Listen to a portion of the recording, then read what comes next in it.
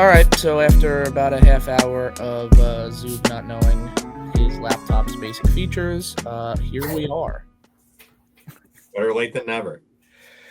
Yeah. It was almost never. Yeah. It was going to be next week, honestly, at this point. So, I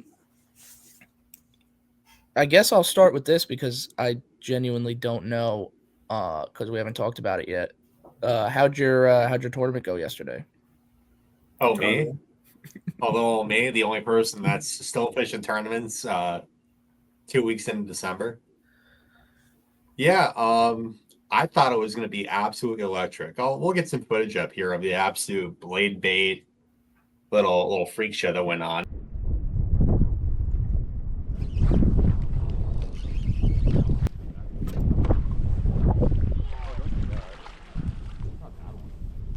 I'm sure everybody here has seen the videos of the smallmouth, just like how there's 40 smallmouth on one little rock in Lake Michigan. You ever see that one? Yeah. Alex, you've seen that? Yeah. I mean, like everybody's seen it. Well, that's what they're doing right now. Water, I think, started in the morning was 39, warmed up to 41. Ice, full ice in the guides. It wasn't supposed to be that bad, but it got that bad. And long story short, they were just levitating on the blade bait. At one point, actually, so I have 3 good ones in the box. And you just see them you kind of see them on scope. They look like little hard spots on the bottom. They look like little snails just going along the bottom, but they're smallmouth. Casting over, and I see a group of them. I cast over at them. I'm not really scoping them because it's just there's no point. You're not going to change your retrieve. You're not going to really, try and get them to react. But I just bomb the blade bait in that general direction, bring it over to them. I just feel dead weight. I'm like, oh man, I got like a rock or a dead body or something, right? About 5 or 6 cranks into this, I feel the faintest little. I'm like, oh my God, it's alive. And I'm just nervous. This thing, it has not kicked one time. And up at the surface, snagged on the top dorsal fin, is like a 4.5-pound smallmouth that I just brought the blade bait over and had snagged right in the back there. And as soon as it saw the light, now granted, this was at like 7:30 in the morning. It's still like kind of dark out. We launched at 7. And all of a sudden, this thing saw the light. It's like, oh my God, I'm not supposed to be levitating right now. And just like, gone. One little flash and it was gone. It didn't move the entire time. There you go. So I ended up coming in with a modest, it's a 4-fish limit tournament. We got second with 3 fish for 11 pounds. That's not a bad average, though. Jeez. Not a bad average. No. So there was about 10 boat tournament. Typical of December. We had to salt the ramp in the morning. It was a colder one, but usually we get about 10 to 15 boats. That sounds it's a really fun time. The Harvey's Lake Winter Series is a great time for all of us that want to come and fish in December. Now you stay 3 for 11, and only 4 boats weighed in because everybody else went home because it got really tough. We actually didn't catch a fish after 9 o'clock. I don't know what happened. It got really bad. I had 1 miss a glide. And that was about it because it did get warmer later in the day, but the wind was ridiculous. 4-fish limit, Pennsylvania. And I don't know if I should be saying this. What won the tournament for 4 fish? 16. 20. 19.8. Well, somebody's on them significantly better than everybody else. Someone's throwing it. The guy's never going to walk as good as he is. I give all the hats off. He goes out there and he puts more time into that pond than I would care to imagine. He's a guide in the area, but he puts the time in out there. He's doing a lot of work, so I give him credit. Hats off to him because he came in. He's the reason you come in second every weekend? He is. He's the reason when I drop. Gosh, we had 16 the one weekend. He had like 16.01 with all smallmouth. It just makes you want to cry. And that's when you had it. I don't know what happened, but I was shook when I saw those fish. He had a 5 3/4 largemouth and 2 smallies over 5. Jesus. His best 5 went almost 24. He had a call later in the day. And that's on a post-frontal December day when it was ridiculously tough. More than half the field put the boat on the trailer and said, I'm going home. The guys that stayed, a lot of them said that they didn't get really a bite after 10 o'clock, which I felt for some reason. Maybe I could have slowed down a little bit, but I tried milking the same area. I'm just going to put out some Harvey's lure on the world. Maybe we could dive into this a little bit. For some reason, I'd say about 75% of all the smallmouth in this lake winter on about 200 yards. Nice.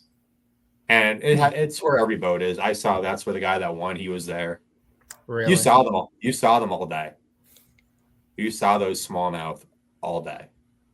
You need to go scuba diving, see what's down there.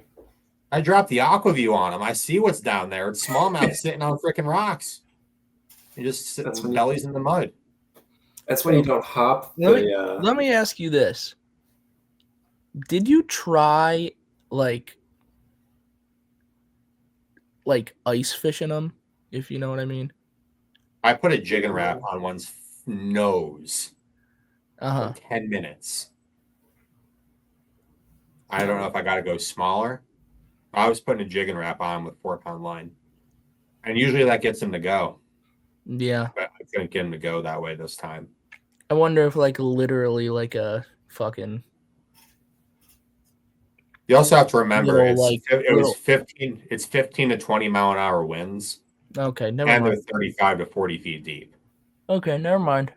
It's hard to put anything of that caliber down there. Like I was going down there I throw little small minnow baits. But I was throwing them on a free with a freaking nail weight. Little 11-30 seconds head. Like, dude, I was here. Wait, where is it? It's literally right next to me. I have it. I have this is why you're in the shop. Why are you in the shop? This is why I'm in the shop, because I could bring out Zubris treats. Yeah, we'll see how long you stay connected in the shop, and then make a determination based on that. Find out how long you have until you get booted from the show. If you get booted from the show once, you're on little small 2.5-inch minnow.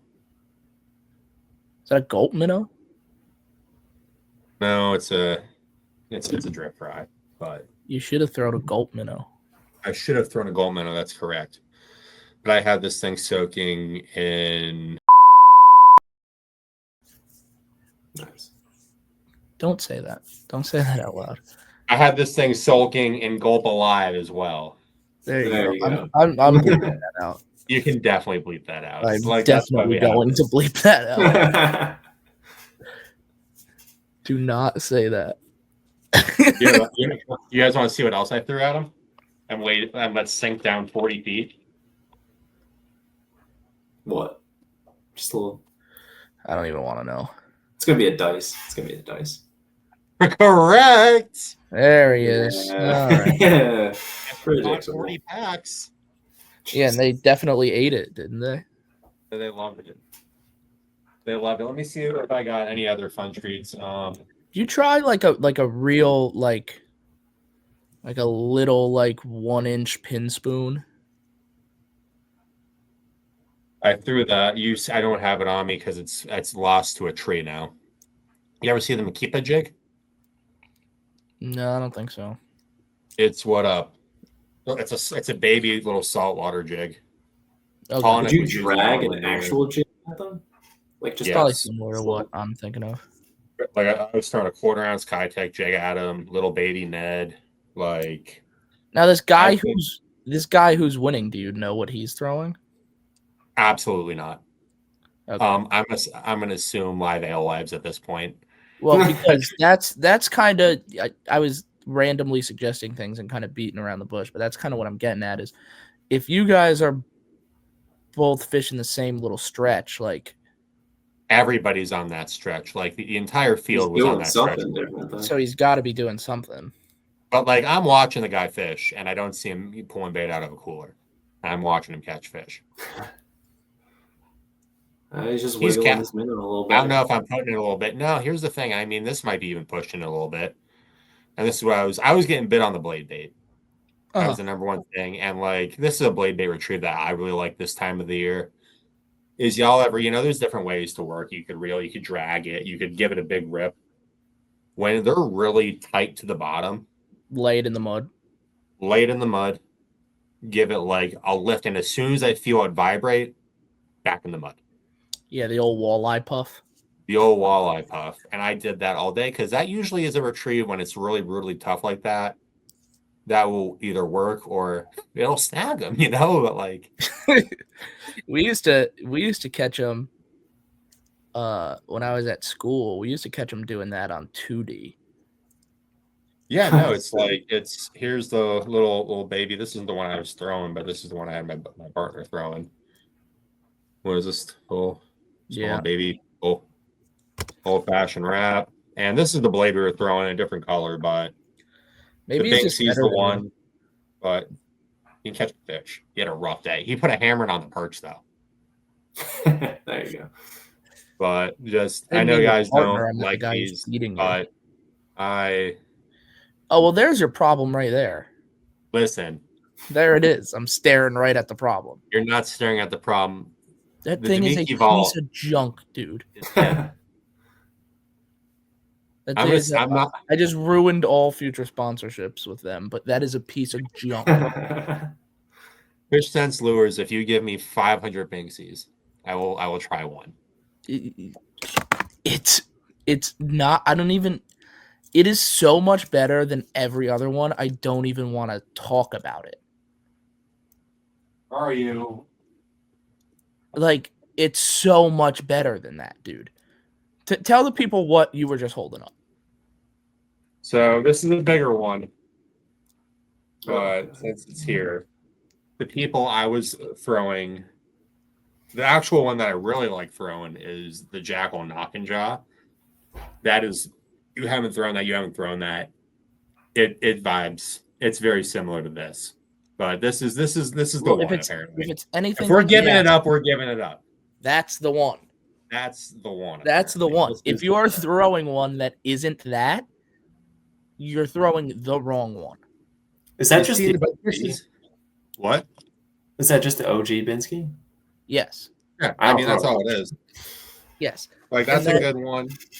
But Zoom insists on throwing that Jackal hunk of junk. Well, if you look at the head design on it, it's so much different. It's not. Sucks. It sucks. Like the Binsky has that like deep belly, and it's got that nice wide, like it like sticks out. It just makes it wobble so much quicker. Like that doesn't wobble as much. Kidding me? Bro, the Binsky beats that thing to death. It's such a simpler design. Beats it to death, dude.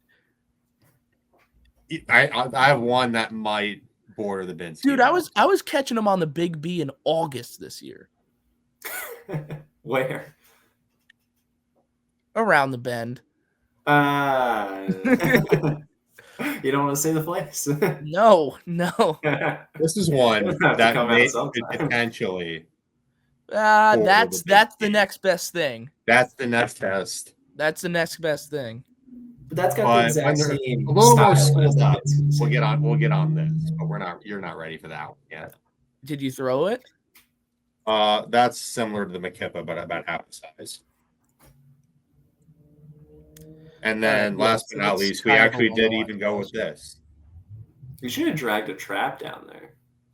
I mean, what's the difference between dragging I was on trap the bay, and we were fishing one time in like rattles? February. I guess. I mean, I don't know. I do have a trap that's actually very good for that.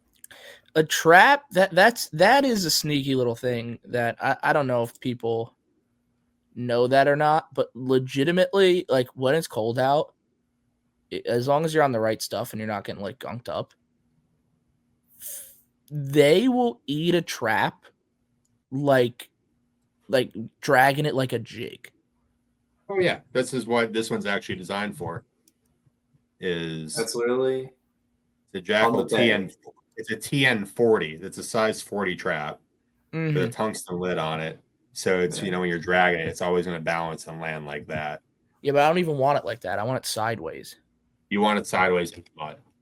I want a chrome blue top. Yeah, there you go. And I want it sideways. Little orange belly. Yeah. Dude, on the bay, literally dragging them in the cuts, and we were snagging them all day long. I don't think we hooked one in the mouth, but just yo-yoing or dragging it. You know, that's the best way to catch out in the bay. It's the best way to catch your PB blue cat. It is. It is. It is. It is. It's also the best. Oh god. It's also the best way to lose a 6-pounder in a Chester County. On a trap? Yeah, that one I landed a 6-pounder on a trap there. I fished. Actually, no, it wasn't in Chester County. It was a Bass Legends. I fished with Chet. That one in the summer. We came in like 6th or 7th, I think, and he lost one over 6 on a trap on a jump, and then he lost another one that was like 5 on a swimming worm. Damn. I haven't been there with the grass low enough to throw a trap in ages. It like honestly, dude, I don't even know how he was fishing it. Like he was throwing it a bit and mixing it in, and I tried and I just couldn't. Like there was a good amount of grass. Like it was like most of the fish we caught were on chatterbaits. Like it was one of those like outside edge chatterbait type of days. Like we just like drift the whole edge in like 4.5 feet, and like we didn't. It was a weird day. We didn't even have like a spot on the spot. We drifted that edge in like 4 feet across the whole thing and just kept catching them. We just let the wind take us all day long. Damn. But he was somehow feathering it through there and getting it through. But was it a regular trap or like a floating? No, I've done that before. That one's kind of fun. The OG Bill Lewis. I think there's only one floating trap, really, right, Brad? I can't think of the other one. There's like that weird one that Ima makes. Yeah, that's the one. I think there's another brand now that makes one, not Ima. I'm pretty sure there's another one, but that's the one I have is the Ima. It's hit or miss because sometimes they run like and just like shoot up sideways. You have to like kind of do it slow enough that that stays true. Mm-hmm. Yeah, it's an interesting concept. I've never thrown a floating trap, I don't think. Did some damage in the springtime pack on there. The spending. Yeah, whatever. Obviously, it's not floating. Well, I mean, it could it could be, a rise, but it doesn't really rise. You know what I mean? Yeah, it's suspense. Like, I wish a rise wouldn't be floating at all because it has to. A rise by definition is sinking originally. No, I mean like a diver, original floater, and you jerk it down there a couple times, and it's going to rise back up and float to the surface. I guess, but I wouldn't. It should probably stay in the water column, or at least be, the sink or raise should be negligible to the point where you really don't notice it. Yeah, I don't know. I wouldn't. I don't really picture a original floater in like the general riser category, but I guess technically it is. I gotta get a bathroom in here because God, I'd be able to give you a picture of a good original floater in a couple minutes. Oh, jeez. Jesus. All right, here we go. That's a little rough. You might have to cut that one out. No, the only thing I'm cutting is your one mention. Everything else is. Yeah, guys, no way that you shouldn't go out and dunk your stuff in this stuff. Did you? You're ruining it now because now I'm gonna have to find this part of it too and add a black screen on it, and you're killing one more time. What was that? Listen, what was that? You don't get a bigger split out of the profits from this podcast. You get the biggest split because you do the editing from the profits, so it's only right that you make. Yeah. All those profits we're turning over here. So I thought we were in the minus right now, the red. So, while we're on the topic of winter fishing, is that really the only place you winter fish? Well, I mean, it's like I've winter fished a lot of different places, but I really only spend a lot of my time there is because we have the Sunday series out there. It's like yeah. It gives me a reason. The issue is the lake is very unique. I mean, there's a broad definition and it might hurt some feelings, but I wouldn't call the place a real lake if that's, It doesn't sound like it, by the way. It's not like a lot of the things that you do there, they are applicable in other aspects, but they're really not. Mm-hmm. It's like it's a very unique, it's a situational thing. And it's just it makes you have disdain for winter fishing at sometimes, but the conventional tactics that still kind of play. It's very unique. Like, it's things you learn there. You could learn techniques there that you could bring across, but it's not like spots or locations or patterning fish. Well, the thing about winter fishing for us that a lot of people in most of the country might not understand is that winter fishing for us isn't just cold. It's legitimately like there's ice. Yeah, no, we were yeah, like I was watching some video earlier today, and they were talking about like winter fishing on like Gunnersville and stuff, and they're like, "Oh, I don't like going out because it's cold." And I'm like, "Dude, I would shoot somebody in the face for those temperatures." Like, cold's 45. like, yeah, like we're 30 talking minutes up the road. John was on ice. Safe ice, and there was ice fishing 30 minutes away. I mean, lake is just so deep and clear, it barely freezes. So like we had 30. When lakes are frozen, the water temp is still at the bottom, is still around 40 degrees. Mm-hmm. Because if the whole lake was below ice is 32. Well, if the whole lake was 32, the whole lake would be a block of ice, and all your smallmouth would be smallmouth sickles. Exactly. That ice down at that water temperature down at the bottom is 40, which means the water temperature at the top is still going to be around 40. Well, my water temperature is right around there. So it's like, it's not like when you go down, your typical TVA lakes where you have your high 40s, low 50s, that's your winter. We're pretty much ice fishing in boats. Yeah, I mean, nothing near fishable, but we had ice on a pack-on this weekend. Yeah. Which is kind of crazy for this early. Bridge and down my landing. But I mean, that's why last year we fished once. Yeah. But that's why our winter fishing, or at least I could speak for myself, my winter fishing is pretty much exclusively the river. Yeah. Because my second favorite place to winter fish is it closes on November 30th. So Lake X. I can't. No, not that lake. Oh, like I'm talking Manasquan. Wait, they close it for the winter? Yeah, closed from November 30th to March 1st, which sucks because like I just know the winter fishing there would be good because it's really good right before it closes and it's really good right when it opens.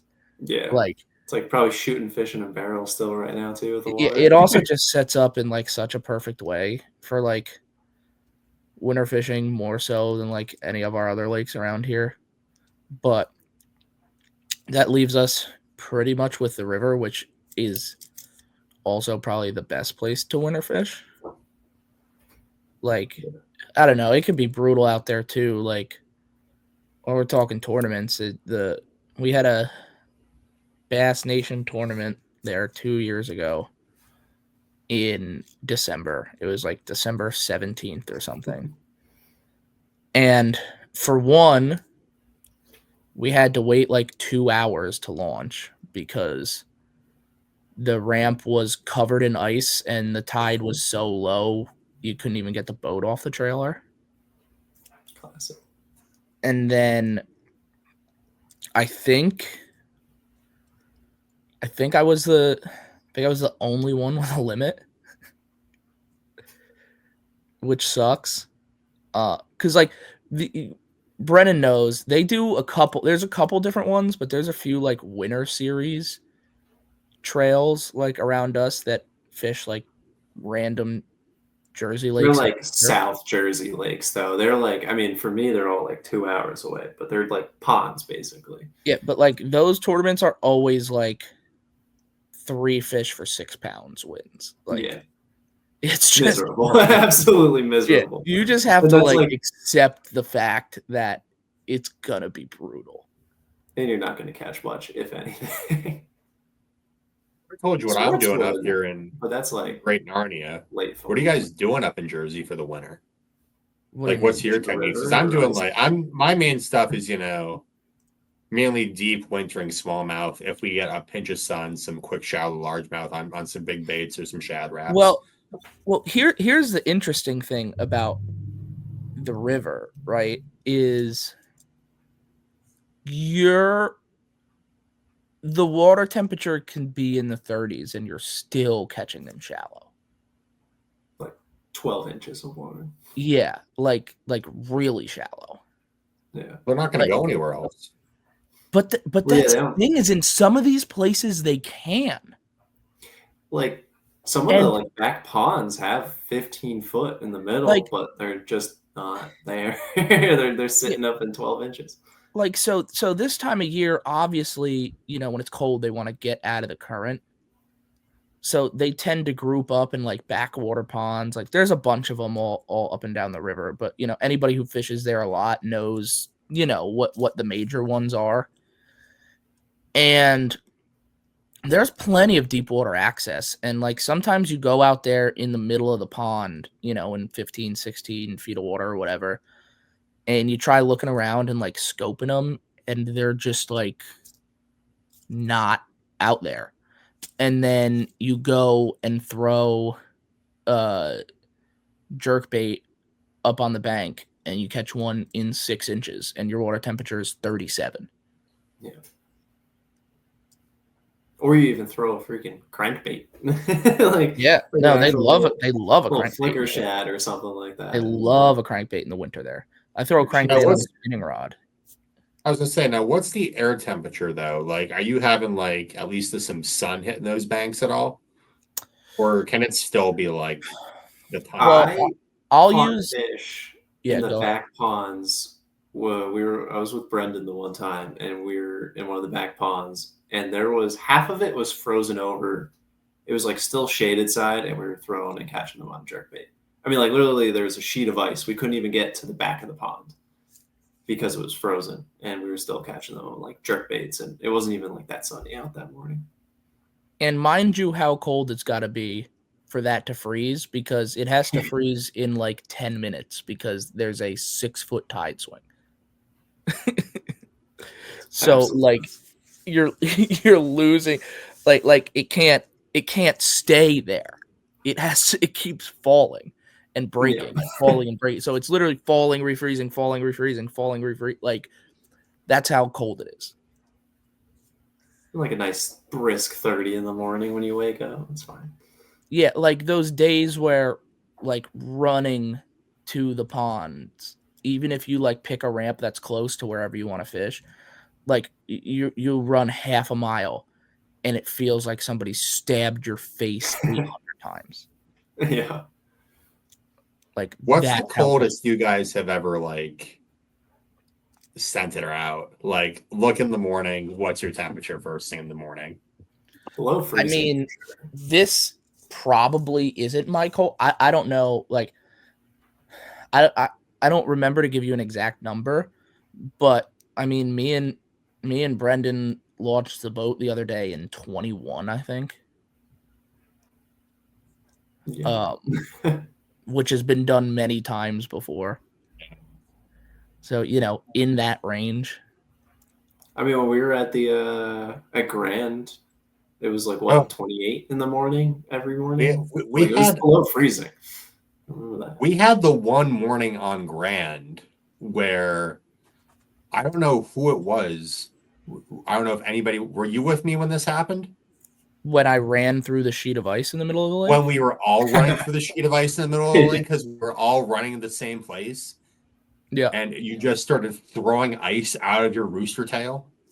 It was literally like I was carving the ice sheet, like shards of ice are flying. Ice was flying left and right. Yes, there were about 7 of us because I remember going through that. You were in that little group of guys too. I was the first one.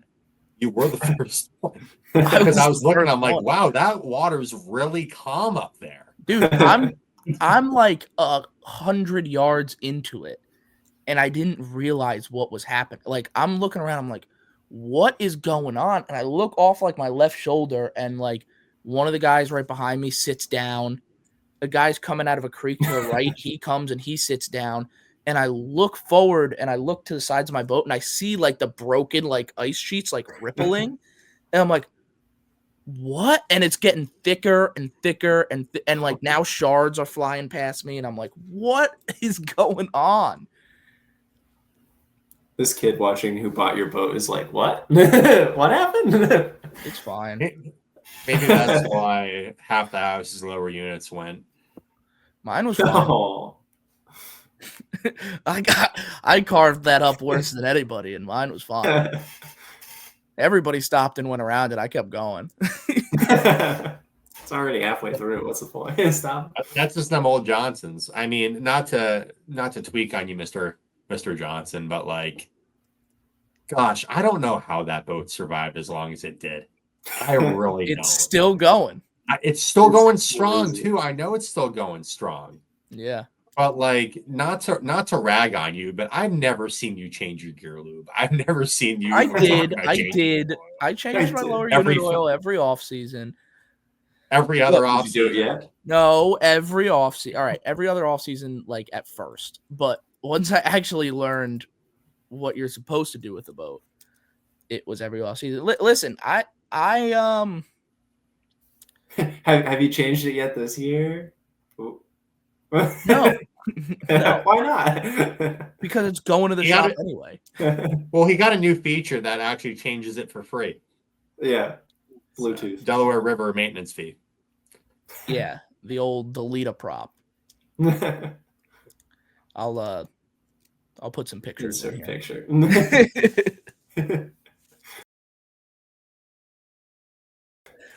But yeah, no. I've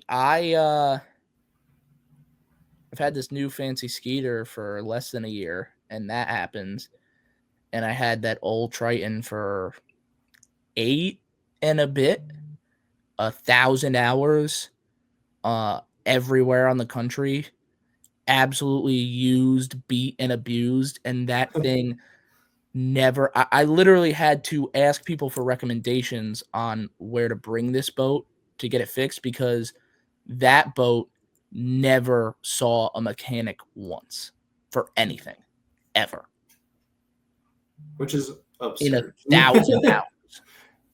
Which is why Johnson went out of business, because they made such a good dang motor. Yeah. Yeah. They weren't selling enough. That thing was an absolute beast. It was a 2002 Johnson 175 on an 18-foot Triton. That 18-foot Triton would go 69 miles an hour, screaming down the lake. 8 years, 1,000 hours, 0 issues. And I mean, it was on 100 all the time. and that boat lived in Florida, carving through lily pad fields, hopping up on pad in 1.5 feet, digging in the mud, doing it all. Nothing. No problemo. I'd say I'd be praying for 1.5 feet in mud right now, but I still want some winter bassing. I want to be on the water on Christmas this year. I think that's a goal. I mean, if it's like 45, I'm getting sick of the cold already. We've had these tournaments where like it's like 19, 17 in the morning. But like if it gets above freezing by like noon, it's not that bad. Because it's not the cold, but it's just the fact that your ice always freezes up your braid and your guides. And like I learned that candle wax and WD-40 kind of help, but it's not enough. Me, Brennan, and Brendan went fishing on Christmas Eve last year. Was it Christmas Eve? I think it was. Oh shit! Pretty sure. One of those days, at least. Yeah. It was cloudy. Cold. We were bassing in January, and then a week later, last year we were on the boat in January, and then the next weekend blade bait and smallmouth. Yeah, and then we went to live lining perch and pickerel over like a foot of ice. Which, by the way, you know, not to pile it on here, Zoo, but I was absolutely spanking the other two gentlemen that were on the boat. Not gonna name any names, but it was that January 17th of last year was an epic beatdown. That was honestly, we caught a lot of fish. Yeah, no, I mean for the middle of January, I caught like 50. That was good. A couple largies, some smallmouth. I was trying to. Well, actually, you were trying to teach Worth how to use his live scope, and Yeah. I was just spanking him off the back. Poor Worth. Worth was having a horrible day on his boat. Dude, we were switching rods. He was like, "Give me that rod. I'll use this rod. Take mine." And then he gave me his rod, and the next cast, I hook another one. He's like, "What?" Just aimlessly casting too. We're just sitting there, all like 3 lines next to each other, and we're all doing the same freaking thing. He goes, show me what you're doing. I want to watch. And I go, look, you just cast it out. I go, okay. You know, let it sink. Just watch your line. Boom. See it hit the bottom. Now you know you're on the bottom. And you go, oh, there he is. And I set the hook while I'm showing him how to do it. It's a rough day for him. Speaking of showing someone how to use their live, there's some news in the live world today. Oh, I did want to talk about this. I don't want to talk about this because it's bad to talk about it career wise. It's like, I don't know how much we want to talk about it, but let's talk about it. Say the old Bird Gang dropped 2 new items to buy during this wonderful holiday season to spend all of your hard-earned money on. Yep. One of them is just, and everybody's making a budget sonar series. Lowrance made their Fish Eagle this year, or Eagle Eye, whatever they want to call it. And Humminbird made, for some reason, now they have 4 units. They made the Explorer. So now they're getting rid of the Helix. They don't. I heard they're getting rid of the Helix. Yeah, Helix is going to be running big sales on the Helix. It's going out. Which it doesn't make sense to me that they're getting rid of the Helix. It would the new Explorer is only what $100 more a unit. I think they're saying. Right. So it's going to be. But that's the thing. That's the thing, though, which I do. Okay. I do. I do want to push that back on that a little bit because you were like, oh, everybody's coming up with a budget-friendly series. Even the Helix wasn't budget-friendly, dude. No. Like, compared to what you can get from the other brands at the same price point, it's not budget-friendly at all. I mean, like what? A Helix 12 just MDI is like $2,100 now? I mean, it's a lot of money for just 25 for an MDI? 23 to 25 for a 12. Jeez. I mean, I got a 12 MDI with the college disc, but I think it was MSRP was $2,000. Like I got my Garmin 12 for $1,200. Yeah. Dude, the Garmin Echo Maps and touch, full resolution, can run everything, great on live scope. It's not even their budget unit. They have 2 or 3 series that are steps down from that. Like a good, solid, no drawback unit. The guy was on a sale. I did get the boat for. It's not MSRP $1,200. I got it on a fat sale, but I did get it for that much. Yeah, the guy I'm helping build the boat for, he just got it was like the Cabela's deal. It was what, a 12-inch Ultra HD, like, Garmin, and then he's got live scope and the box, and I think it was like $3,300. Mm-hmm. I mean, you try to piece that together with the Humminbird stuff, and you're at like $5-6 grand. Yeah, I mean, now I'm going to say this. Yeah, and I don't have any. I get no money from anybody. I'm Mr. Nobody. Me neither. No money from any electronic companies, at least. We get. But I've used all 3, and like, this is going to sound really bad. The Humminbird interface isn't great at an advanced level. It's horrible. But on the Helixes, on the Solixes and above, now that with the Apexes, it's very good. Mm-hmm. Yeah. But with that basic Helix level, it's not. But what is standing out is it's very easy to understand. The imaging's phenomenal. Yeah. The imaging is top notch, and that's what you're paying for. That's what I was going to circle back around to, is at any price point, and I mean, you guys know when it comes to bass fishing, I'm not a penny pinching guy. If it's going to help me, I'm going to spend the money for it, which is why I will, be mildly critical and say, the Helix isn't necessarily an affordable series, but Humminbird has 2 things going for it that I think are absolutely necessary, which is why, despite the price point, I have 2 Humminbirds on my boat outside. And that is their Mega Side Scan is vastly superior to anything else you could find on the market. Even now, a lot of stuff is close. They're a lot closer than they used to be. There was a period of time for a long time where after the Mega Side came out, but before everybody sort of caught up, like a couple of years ago, where the difference was unbelievable, like night and day, like inconceivably different. And now, even with the advancements, like I said, some other companies are getting close, but they still don't have anything on it. And then the second thing is, and I think they got a little bit of help due to the Bassmaster rule changes, but they're the only company that has a 360. A fully functioning 360. Yeah. The way that it is. Lowrance's doesn't really. Do you know about the Lowrance one?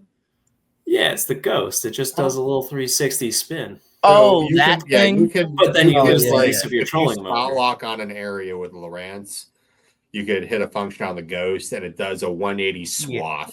No, that's like, no, that's not the same thing. No, absolutely not. But I will say this as someone that has I ran Helixes my whole time, pretty much. The only other unit, I mean, I have a Garmin, I have a Lowrance, but my old rig and the tracker ran primarily Helix units. Mm-hmm. And if you're just getting into it, they're freaking awesome. They're great units. They're very simple. They're, if you're going to put them on the boat, they clip on, they clip off. And that's like, even if you're not a big bass fisherman, even if you're like a multi-species angler, if you just want a quick sonar for your boat to mount on, just a quick, easy thing to have, even a kayak, a John boat, you clip it on there, it works, it's functional, and you have all your basic tools. It's a great unit for that, which it baffles me that they're getting rid of that. And a lot of people are like, oh, it's not touchscreen. And sometimes if you want something simple, that's another thing to fail. It's another thing to get damaged. If you're in a rough or rugged environment. Does bring me to another. I got another plus for Humminbird. I got another good one. Their customer service is unbelievable. They're so good. Like for one, price, but it's worth it. Like I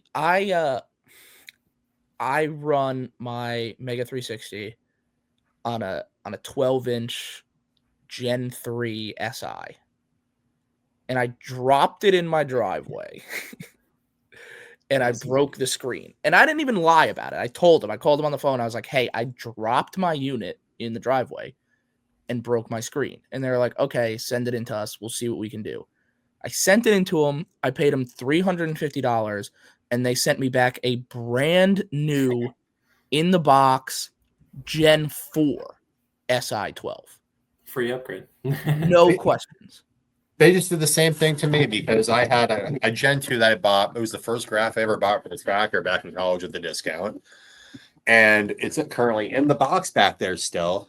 The processor went bad on it. I paid my flat fee, and they gave me a brand new Gen 4 with a deucer. Exactly. And that, dude, that you can't beat. That you can't get anywhere else. Because, listen, was it a $2,500 unit? Yes. But guess what? I just got 2 of them. Yeah, for 3. And I didn't even have to be like, oh, I don't know what happened. Blah, blah, blah, blah, blah.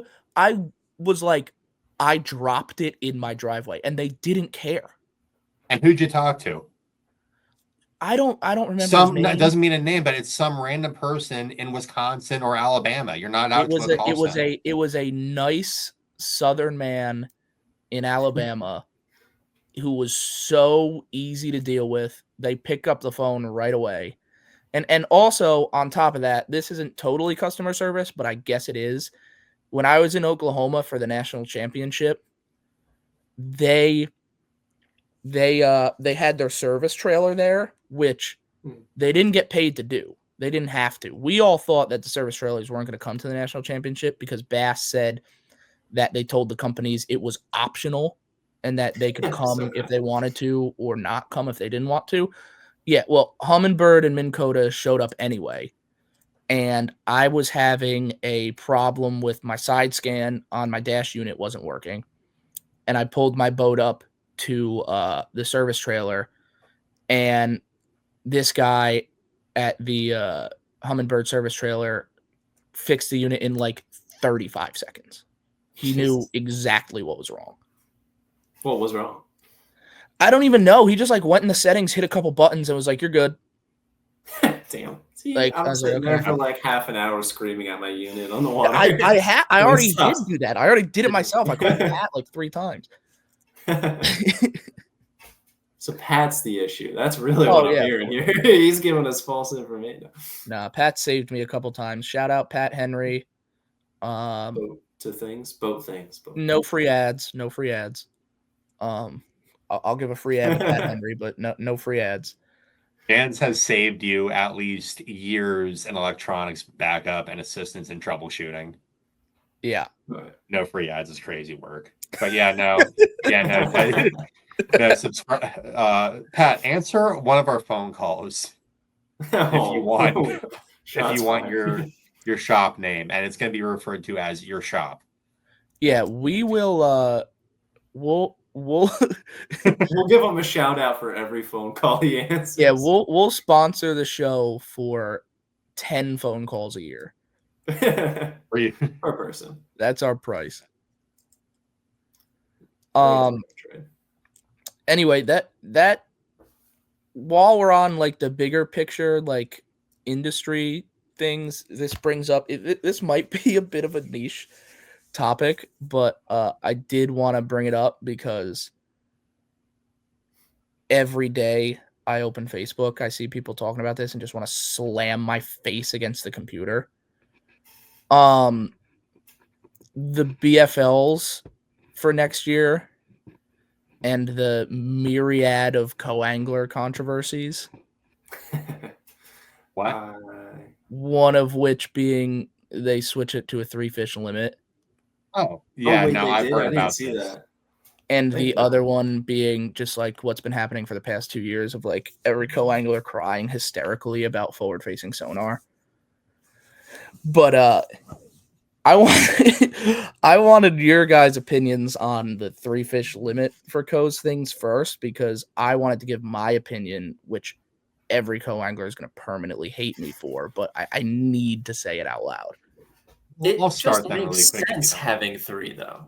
It's so much better for conservation, just for like management of fish. It's just all around so much, and it's easier for the co-anglers too. I mean, you're on the back of the boat. It's already harder to catch a fish.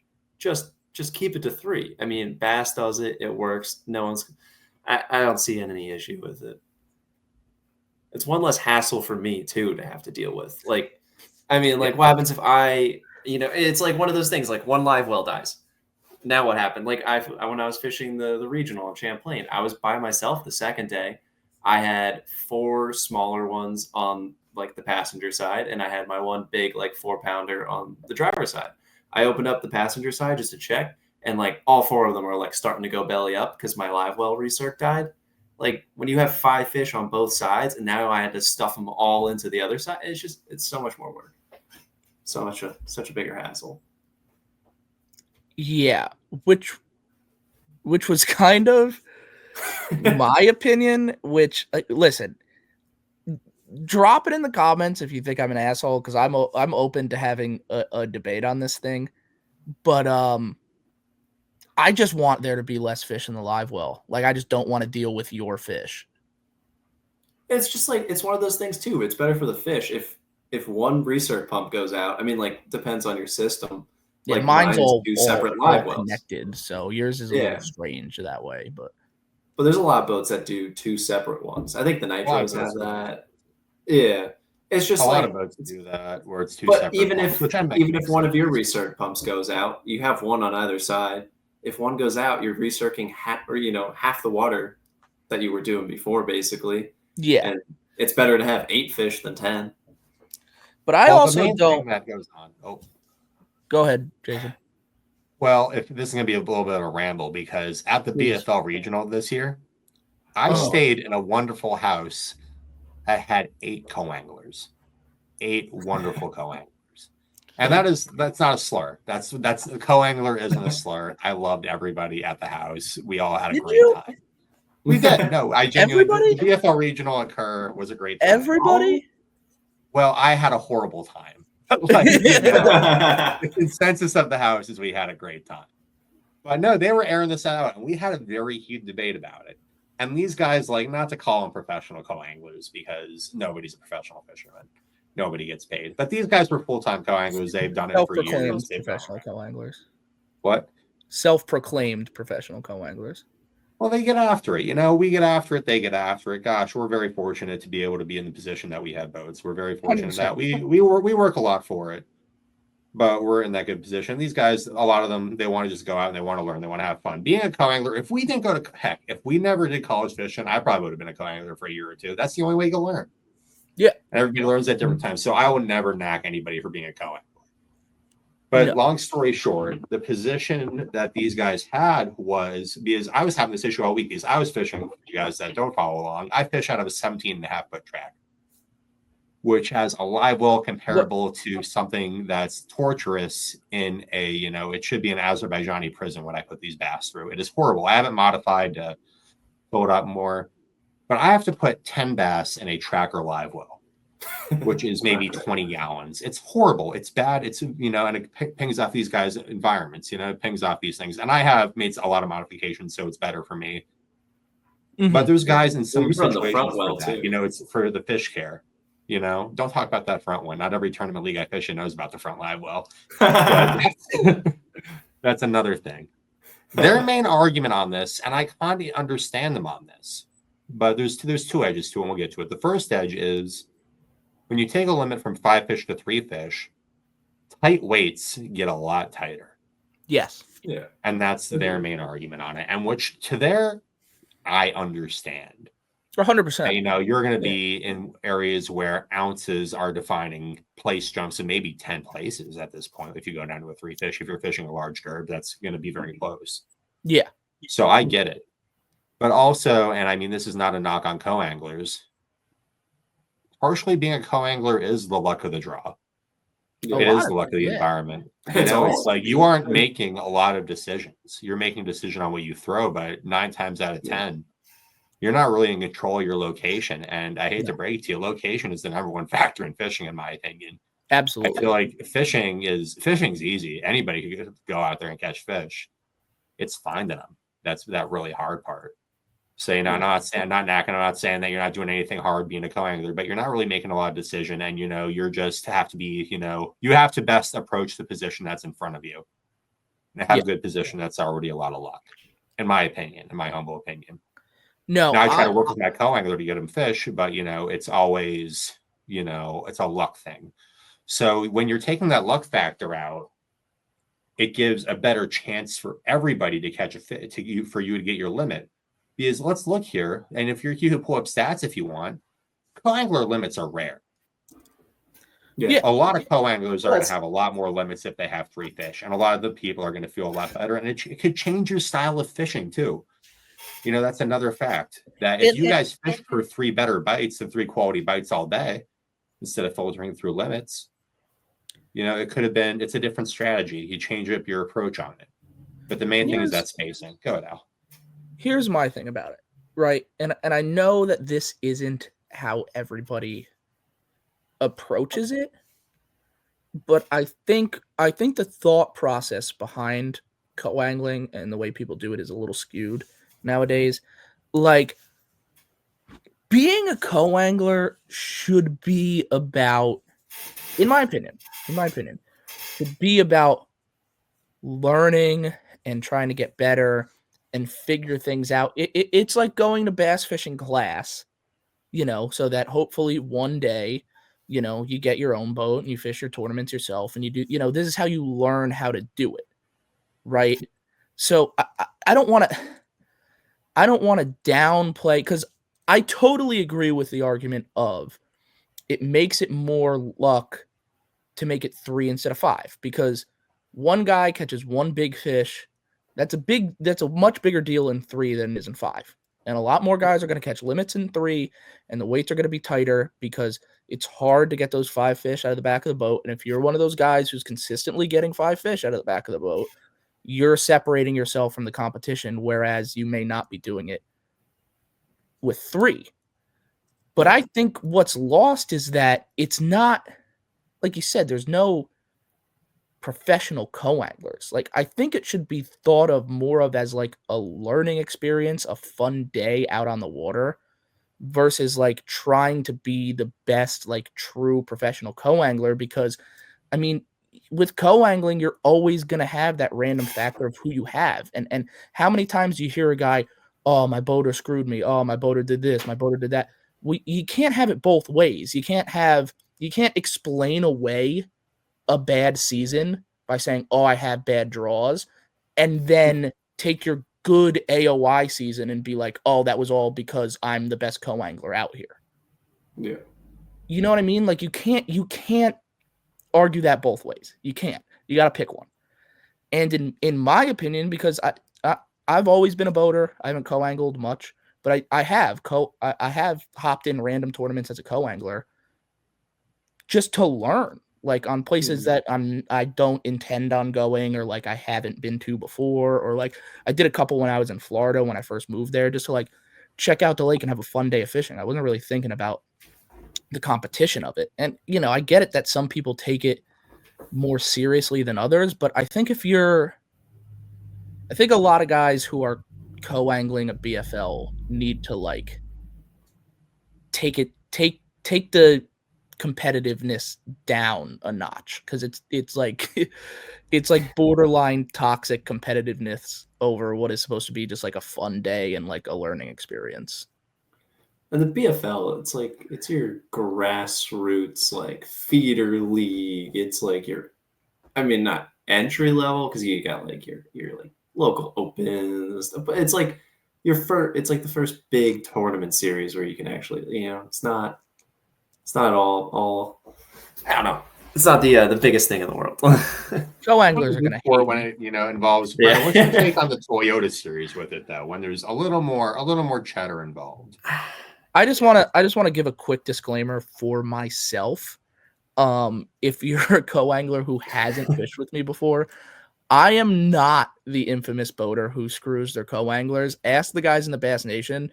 I think I had a streak. It ended at the end of this year, but before the end of this year, I had a streak of 7 co-anglers in a row get a top 3 check. So don't start coming at me like I screw the co-anglers. I give them a chance to catch fish every single time, and most of the time they do. So I just wanted to put that disclaimer out there, because I recognize a lot of the things I just said sounded very anti-co-angler, but continue. Gazu.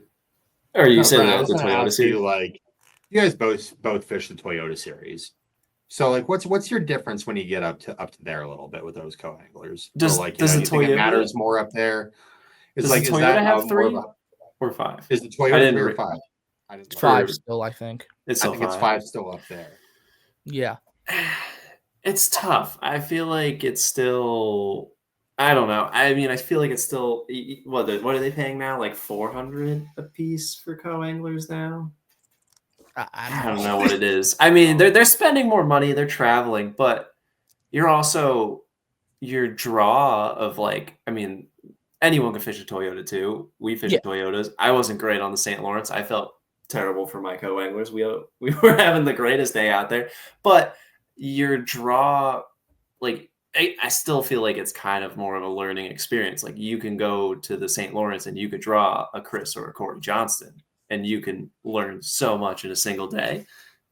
Or you could draw someone like me, and you're not going to learn a whole lot. But I think it's still kind of a learning experience. It's just a slightly more expensive one.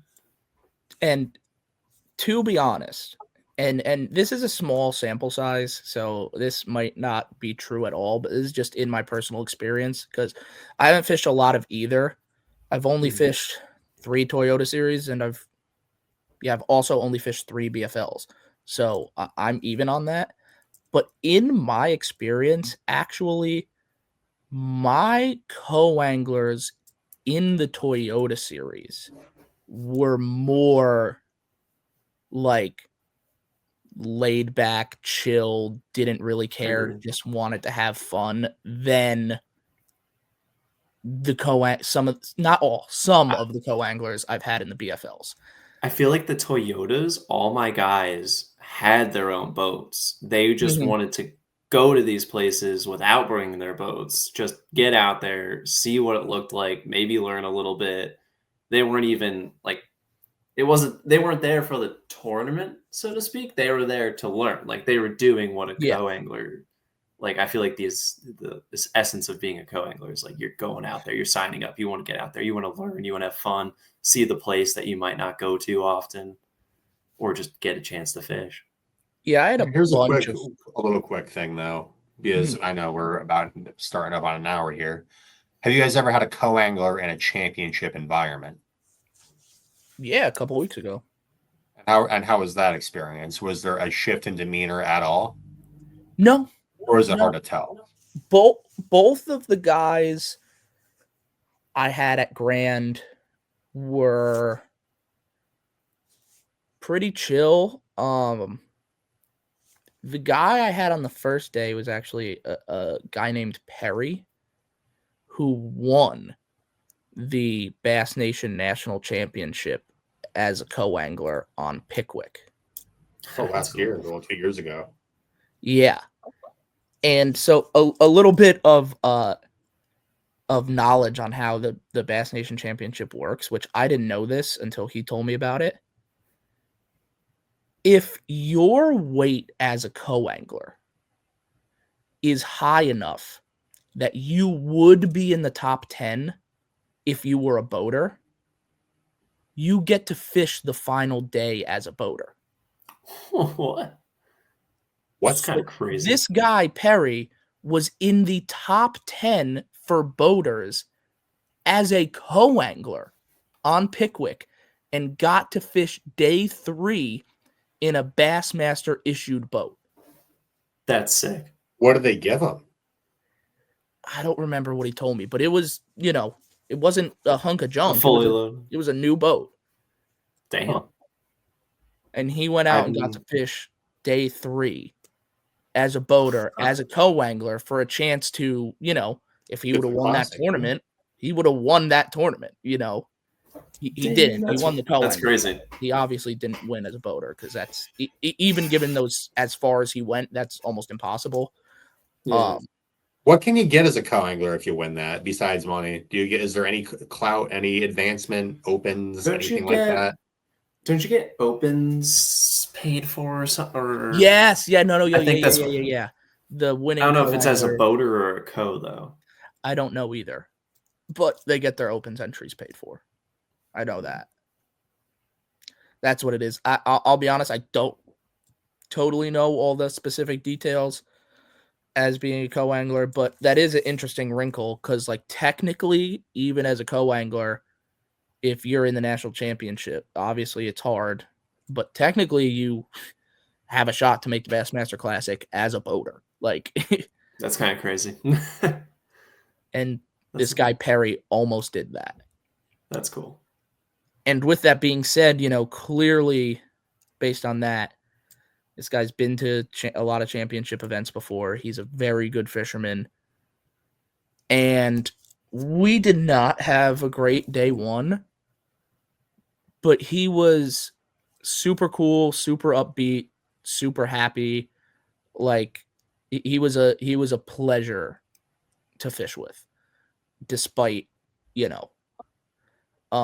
him probably being used to doing really well and not doing all that great. But the tournament was so brutal that he was not in the mix, but he was, somewhere in the middle after that first day, and he only had 2 fish, I think. Like, that's how bad the fishing was. So it just was what it is, but he was a pleasure to fish with. I liked fishing with that guy. And my co-angler on the second day was a pleasure to fish with too. I've never really had. I'll say this, and this might be why some of the opinions are skewed. I've never really had like a horrible co-angler. Like, I see people in the Facebook comments that like make me mad, but I've never actually had somebody who was like that. Yeah. I had the one guy that the one guy that made me mad. He wasn't even like bad or like rude. I mean, he was like kind of aggressive with his casts, what I felt like, where he was just bombing them up a little further than I would have liked and made me like fish a lot faster. But when he said in the morning when he first sat down on the boat, and he's like, "Man, I hope your engine doesn't blow today." And then the next day it blew because he was like, "Oh, every boat I get in, the engine blows." I was like, "Why would you say that? Why would you say that?" And we didn't blow that day, but the very next day I dumped the boat in is when it blew. So I don't like him. But that was. I mean, I had a co-angler send me to the hospital, and I still really don't have too many complaints. Like, I had to go straight up to the emergency room because of my co-angler. That was your own fault. Well, not really. I mean, Somewhere it was an absolute botched braid trick. Will send anybody to the hospital. Yeah. I did it to Brennan just the other day, and it went great. Yeah, as he recorded it because he wanted the Zoop reaction. Yeah. Yeah. I mean, I've had a guy I didn't like before, but I haven't had like a horror story. Yeah. You know what I mean? I don't know. Co-angling's an interesting thing, and I probably have a skewed perspective because I've never really had to do it. So, where do you fall on co-anglers paying their boaters? Because this year that rubbed me a little wrong with them was I got stiffed twice by boaters. I mean co-anglers. Did they catch a limit? That one. The first day the one I believe did, the other one didn't. The other one's a little bit of a bummer, and that's all I'm gonna say about that.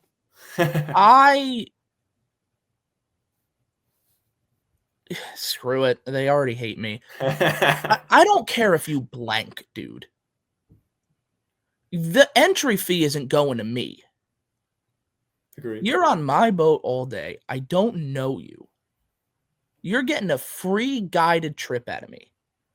Yeah, you're finding all my spots. To be said, I've never been stiffed, ever. Never. Not once. But if that did happen, I would be livid, even if the guy blanked. I don't care. Which also has never happened. I don't think I've ever had a co-angler that blanked. But still, if both of those things happened, I don't care. Like, that's I think what it ultimately comes down to, and the thing that bothers me with some of the comments on some of the posts and stuff that I hear from co-anglers is I think, like, listen, man, I don't have a problem taking you fishing. I don't. It's fine. Hop on the boat. But when it really comes down to it and you think about it, you are a random person. You pay $100, $200, whatever it is, to a third-party organization, which I don't get a cent of. And that entitles you, a complete stranger, to hop on my boat for the day. Like I said, I don't have a problem taking you fishing. But you have to respect and you have to understand that you are somebody's guest today. Yeah. And listen, if you want to fish on somebody else's boat, you have to, one, understand that you need to help out with a little bit of gas money. I'm not asking you for all of it. I mean, your average guy will hand you, $40 or whatever. Yeah. Cool. Thank you. Cool. Thanks. Awesome. But listen, let's be honest. I spent a lot more than $40 on gas, bro. Well, it's not even just the gas. It's just the general, like, owning a boat. How much more? I mean, think about your insurance, your registration, the payment some guys have on boats, the oil, just the general maintenance that goes into it. Yeah, and the $40, it helps a little bit. That's for sure. It's just the general respect also of, like, that's listen, all it is. I want you to catch fish. I do. I want you to do well. I a lot of times go out of my way to have my co-anglers catch fish. Like I said, the co-anglers in the Bass Nation love me. Everybody's cashing checks on my boat. But it's my boat. I don't have a tolerance for like the complaining about the decision making and like the complaining about FFS and this, that, and the other. You're in my boat and you're not paying me any money. I can make whatever decision I want. Like, I'm fishing the tournament. I'm trying to win. Like, if that decision inconveniences you or you don't like it, like, sorry. Like, I don't know what to tell you. Like, you're on my boat. Yeah. Like, I don't know. It's a win, lose situation. No one can't. And I make say all everyone this happy with it. again. I say all this again with the disclaimer of I really never have had a bad co-angler. I'm just saying in theory. I'm just going to say one thing, that at the end of it, 3 fish, 5 fish, limits with everything. You know who wins at the end of the day with that debate? The fish. MLF. Oh. MLF. There you go. Because at the end of the day, that's enough. I'm seeing a lot of guys. What do you mean? That's at the end of the day, no matter what, they're having co-anglers in the back of the boat, and that's basically having, that's more money in their pocket. Yeah, but those guys could just not fish the MLF BFLs, but the Bass Nation. I don't know. They where are you still go? Fish. Yeah, well, I'm interested to see how it actually shakes out because I see a ton of guys complaining and saying this. Oh, I'm not fishing them. I'm not doing this. I'm not doing that. What else are you gonna do? I don't know. I want to see what the numbers show because there's no boat on boat draws anymore, which we can get into that. That's a whole nother thing. That's a whole another hour. Yell and scream. Wait, pause. No more boat on boat draws? No more boat on boat draws. So if there aren't enough co-anglers, buddy, you're just not fishing. Wait. You're not fishing. Not you solo. Are not fishing. You have to get a link, or you just. If you don't have a link and there's not enough co-anglers, you're getting refunded the night before and sent home. That's crazy. Yeah, so you have to link now. Like you can't just sign up now. You gotta. It was a necessity before that because again, we can briefly hit the boat on boat draw. I would never in a million years even consider doing that. If I got to the tournament and they told me it was a boat on boat draw, see ya. I would never, ever even slightly consider doing that, which is why I had to get. I would consider doing it if they're getting on my boat, but I'm not getting on someone else's. I don't know. That's just crazy to me.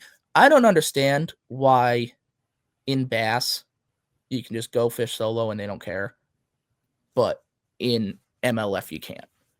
Bass is just a lot more. I mean, and I'm not putting bass down. I fish my Bass Nation as well. I enjoy everybody and all the hard work that goes into it. But it's a lot more localized. It's a lot more grassroots. It's a lot, it's guys you elect. You can fish by yourself in opens. In the opens? Dude, half the field fishing by themselves in the opens. Yeah, you don't watch any of these videos. I guess people. That is true. People are fishing solo all the time. You're completely right. But I think that comes up to a point where I think the number one reason that MLF has boaters and co's and make sure that that's together is because people suck nowadays. Even with everything, people cheat, man. I think that's trying to discourage the cheating aspect. And I feel like when the opens are 2 days versus 3 days versus 1. And maybe you'll have a co-angler on one day with the opens and not the other. There's still that chance. But I feel like at the opens, people aren't going to be cheating because at the opens, you got to catch them everywhere. And you can cheat on your home pond, which, let's face it, the BFLs are, a good quarter of that field is all local guys, that only fish that one. The opens, you're fishing them all. And the opens, you got to catch them everywhere. And you really, if you're going to cheat at the opens, well, F you, man. I'm sorry. That's just despicable. It's despicable to cheat at all. Maybe I'm just saying I could see it happening more at a BFL. I mean, gosh, you're catching guys. I mean, Mr. Slick Johnson is just shit posted every day about another guy cheating somewhere in Alabama with a fish basket. Maybe I'm naive. Maybe I'm an idiot. I probably am. I really feel like I don't think guys cheat that much. We come from a different culture. I feel like in the Northeast, I feel like you run Maybe to I like just have too much Alabama, faith in Tennessee. people, but it's a little wilder when a BFL pulls out 250 boats versus our BFLs that pull out 100. 100 if we're lucky. The BFL is down there and they carry a lot more weight. And it's a lot more sneaky little local lakes with sneaky little local creek arms. BFL actually paying can't out comprehend that. $7,000. I can't. I don't know how guys do that. What do you mean? They catch 5 fish out of their farm pond, they put them in a little basket, and they I know how physically they do it. That's so crazy, dude. It's so much work just to cheat in a little fishing. It's so insane. And it's also, they still have to go out. That's a felony. For a That's BFL crazy. Sometimes it's for like open tournaments. It's not even like local opens. It's not even for like a BFL, or that's what it's more for. Actually, I know guys that have cheated in local bass clubs with 10 boats up here. That's so insane. Which at the end of the day, it's like, what's a man going to do for pride? I don't know. Like I said, maybe I'm an idiot, but I feel like Brennan would probably agree with me.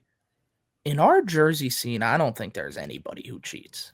I mean, if anyone's cheating, it's us because we're always in like the top couple. We'd be the ones getting pinned. So I don't think anyone around our general area has been. I mean, I've been accused of cheating before, but I didn't. Really? In there. Well, you're fishing off limits on the Apacon one. I don't know what you're talking about. Oh yeah, on the Apacon one where I came in 19th. Yeah. That was funny.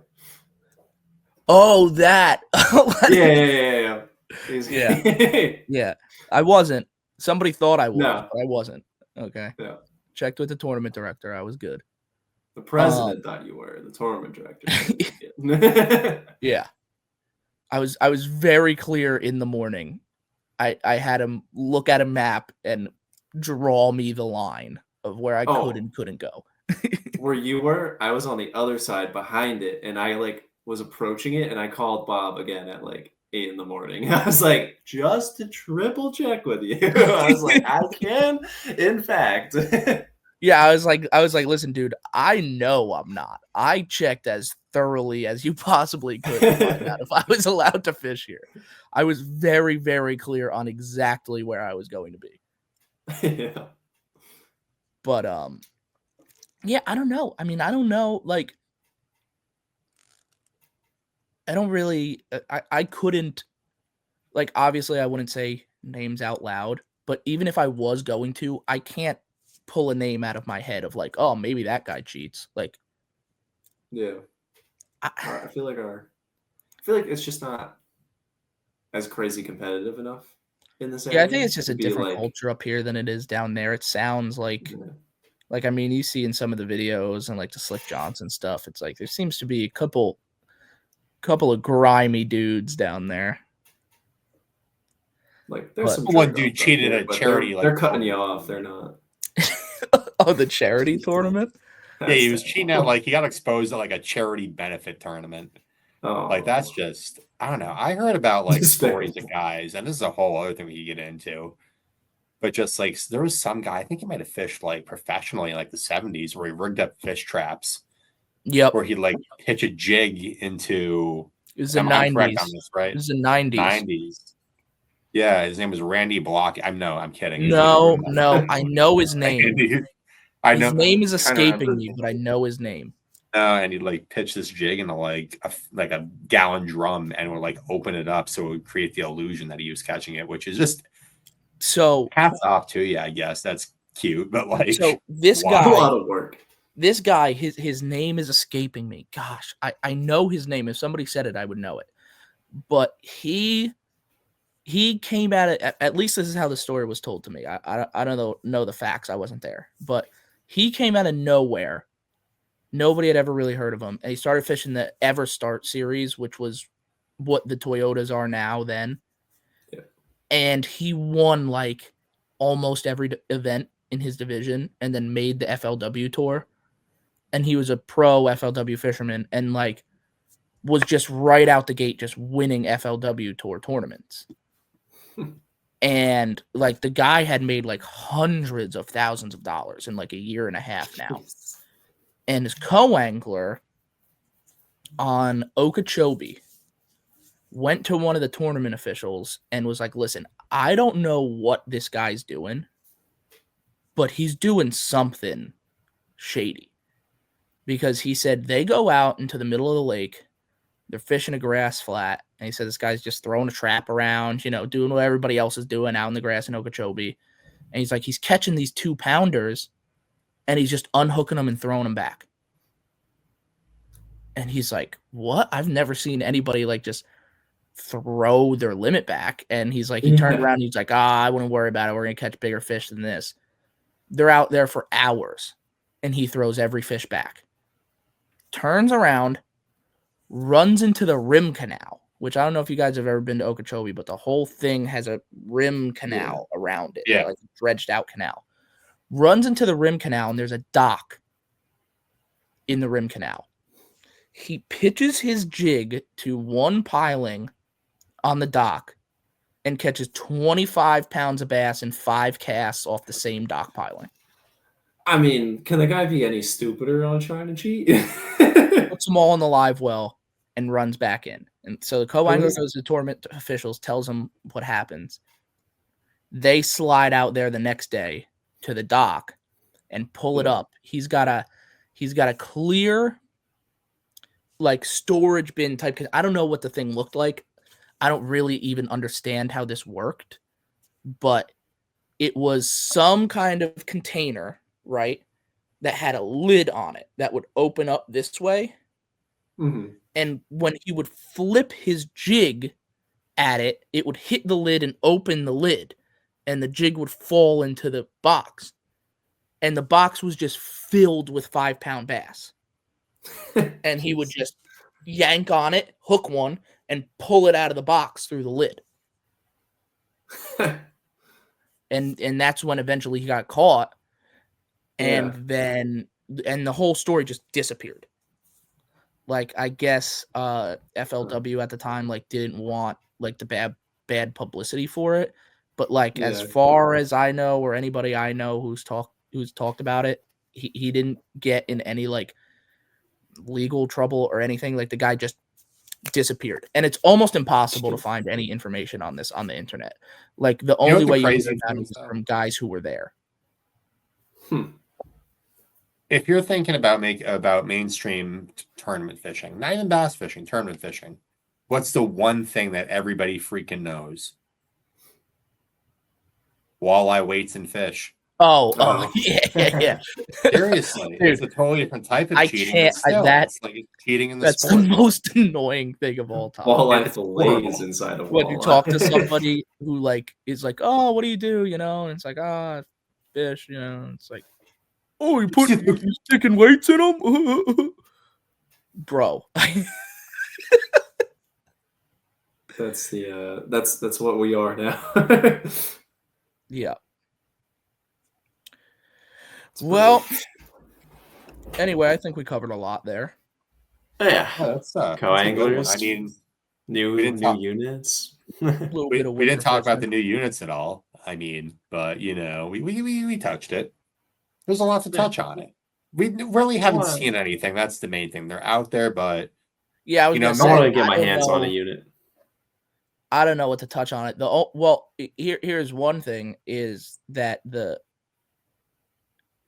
I'll need to see what the Mega Live 2 actually looks like. Because Mega Live 1 looked fantastic on paper too. They all you can make it. In the advertisements, they all look incredible. Beautiful. That's the thing, is they're showing the Mega Live 2 and it's like, oh, look at this clarity and look at this. That's what Mega Live 1 ad footage looked like for the first one. Yeah. You know how that turned out. I don't own it, so no comment. But I do know that my LVS 34 is awesome. I know they need to pick up the game quite a bit if Mega Live 2 is going to be anything close to LVS 34. Yeah, so I mean, I'm not going to pass any judgment on it because I haven't seen it, and I'll have to see it and play with it, but I don't really know if that's going to happen because I don't know anybody who's buying a Mega Live 2 anytime soon. Definitely. I'm going to be trading Mega Live in for the LVS 34. Nicholas just bought a Mega Live, which thank God I got it at the price it was, because otherwise he would have been upset. Do you hear about this? Yeah. So, I mean, maybe that's I think that makes sense as why I was able to get that price. Yeah. Maybe he knew something. Well, that's why, they're dropping out. They had that big rebate on. I don't understand why they had the rebate on the Mega 360.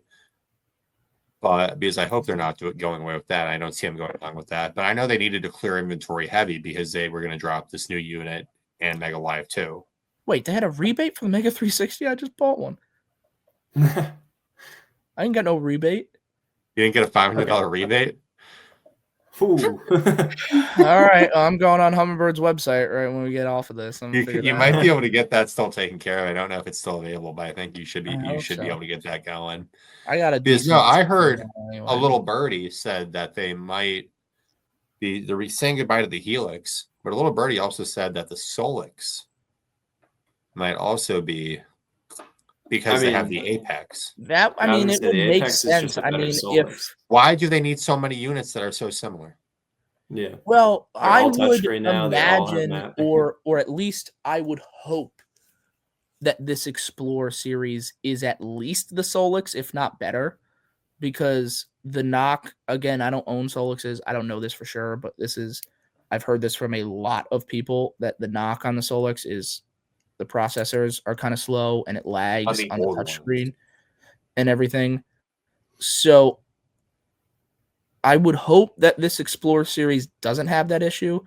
And if this Explorer series doesn't have that issue, and it can run Mega Live, and it can run Mega 360, and it's touchscreen, what's the difference? Yeah. They should be the same unit, I can see them getting rid of the Solix and then just having the way the Explorer is described, it should be the same exact unit, no? It is. It looks like they cut corners on some things to make it, I don't know what they did. But for some reason, it looks, I don't know. I really haven't seen one yet. I haven't used one yet. It's functionality wise, it should be the same thing. All I'm saying is it's cheaper than the Solix for a reason. Yeah, but the Solix might be to compete with, came out years ago. Like this is what always happens, is the technology trickles down and it becomes cheaper. So like in 2024, Solix should be cheaper. That's just how it works. Like it's just trickle down. Like think about. Do you want more? Well, but you have the new generations. You know what I mean? The newest generation MacBook isn't going to be the same as the generation MacBook before it. But they're not making another MacBook. They're just making. But they do have it. It's an updated. It's the same look pretty much, but the internals are a lot different. Yeah, but it's like the top one keeps moving up. And then what was the top one becomes the second one, and then what was the second one becomes the third one, and so on and so forth. They don't have Humminbird never rebrands. They have Solix Gen 2, Solix Gen 3. I think they're on Solix Gen 4 right now. Yeah, I just can't imagine. I just can't imagine what the difference is. Like the only difference I'm currently aware of between a Helix and a Solix is that it's touchscreen. And the map sharing, you could have one map card for both, for like 2-3 units. It will share all that data. It'll share. It has basically a different. Cable. Whoa! They don't share map cards. No, you have to have an individual map card for every unit. That's crazy, dude. Are you kidding me? No, they have a linear. I have to run map cards from the front to the back if I want to do maps up front. I have to have. Bro, that is so bad. You can only transmit linear data, so the only thing you can transmit is waypoints. Waypoints, or like MSI reading if you have another MSI. You could transducer data, waypoints, and if you wanted to run your trolling motor, you could run your iPilot link. That is so ridiculous. But anyway, the Explorer comes with built-in Lake Master, it said. So yeah. Really? I didn't see that. Yeah, that's what I read on their Instagram today. Huh. But that's crazy, dude. To have a unit in post 2019 that can't share a map card. That's crazy. That's how no. they get you to buy the Solix, so that's how you get you to buy more. Well, but they also have a totally different interface, and like this is where I'm gonna bash as a Helix owner. I'm gonna bash on the Helix right now. The interface is horrible. You cannot give your waypoints categories. It takes a minute to change your waypoint. You have to go back to it. You can't, like, when you identify something, I have a million dots that are just dots, and I have to remember what they are. I can't just go back and label, oh, tree, oh, rock, oh, transition, oh, school of bait, oh, I accidentally hit something.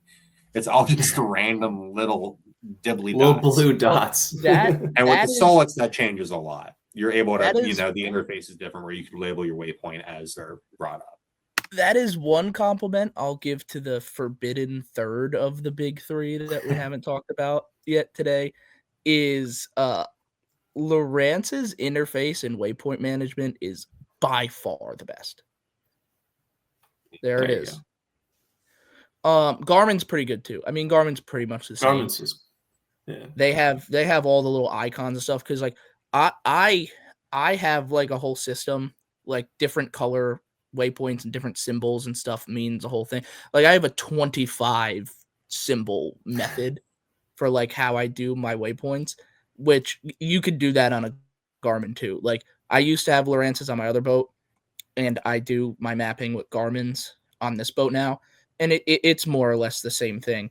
But Lowrance's interface, as far as like the home menu and your combos and like moving stuff around, was a little bit better.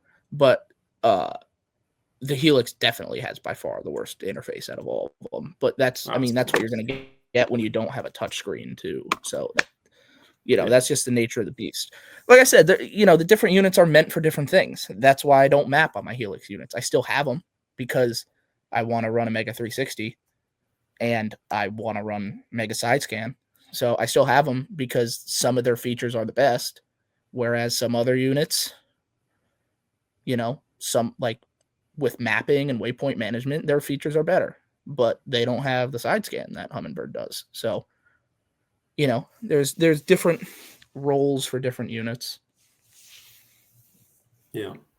Have any of you guys messed around with the Apex at all? Like, do you know what the mapping conventions are on an Apex? I have no clue. I'd have to bring Pat. When it was in initial development, I know that the Apex was primarily Hummingbird's nod to the saltwater game. Because Garmin, they have like HDMI ports. It's got like all sorts of crazy hookups. Well, I mean, I know a lot of things that you really don't need. Yeah, most of the Humminbird guys on the Elite Series run the Apex, so I'd imagine there's a reason for that. Because it has the fastest processor. Better. Yeah, faster processor. But faster. I'm saying, like, is their waypointing system, like, do they have different icons? No, it should be the same as the Solix. It should be running off that same package. I don't know what the Solix is either, to be honest. I've never used the Solix is very similar to the Garmin. So it has little icons and stuff, and you can change. Yeah. The Solix has all that. Yeah, okay. No, it's nothing like the Helix. That's basically what I was wondering.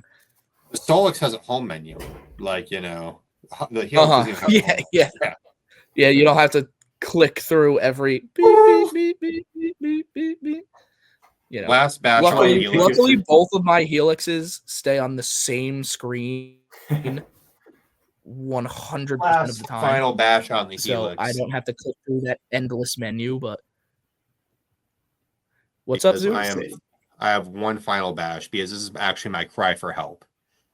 And someone who actually figures out how to fix this problem will get a Zub's Tackle Shop gift basket. I don't know what it includes, but you'll get something. And long story short is, Humminbird has that flat rate. I have 3 Helix units that are currently broken. And I have to pay that flat rate to fix all 3 of my Helix units because I run this thing called a Nitro Bass Boat. And a Nitro Bass Boat does this thing called vibrate at an uncontrollable amount for no reason. What has happened on all 3 of my Helix units is that if you can see here, somehow. Let me get a light. My plugs have, you see this now, there's a removable clip, which is very nice if you plan on getting on and off the water a lot. But right there is where the clip goes on. My clip is completely worn off on both sides on all three of my units, so I can no longer clip my unit in. And I have to put dielectric grease on my plugs every time. And God forbid I hit a wave, they all come unplugged. When I borrowed his my units on the bay, I was running across and I lost mapping and everything in the middle of the flat. And I was like, oh, this is it. I was like, I'm going to run aground. You're sitting there holding a wire, running and just bouncing to the sky, trying to hold the power wire in so you can still see. And as much as I love their customer service, I asked them, I said, is there any way to fix this? This is really, this is an issue that's prevalent among a lot of other people. I'm not the only one with this issue. They're like, no, you have to send it back, pay $300 to get that little piece fixed on there. And with that, it's part of the just clip-on system though. Like when I had the Garmin with the clip-on bracket, same thing. After like 2 years, I had like the 93 SV. After 2 years, that thing, the cradle was going bad just from popping it in and out all the time. It's just part of the issue. Just it wears out so fast. That's why I just leave them on. Well, that's the thing. I left mine on, but vibration. That's a all right. Hunker down your stuff, folks. 2 episodes in, we've already alienated ourselves from co-anglers, electronics companies, every electronics company, Major League Fishing. Shout out to that fish dip stuff, though. Can you stop talking about the pro sauce, please? All right. Well, now that we've eliminated ourselves from the industry 2 episodes in, I guess that will do it for Bums Talk Bass episode 2. Thanks, guys.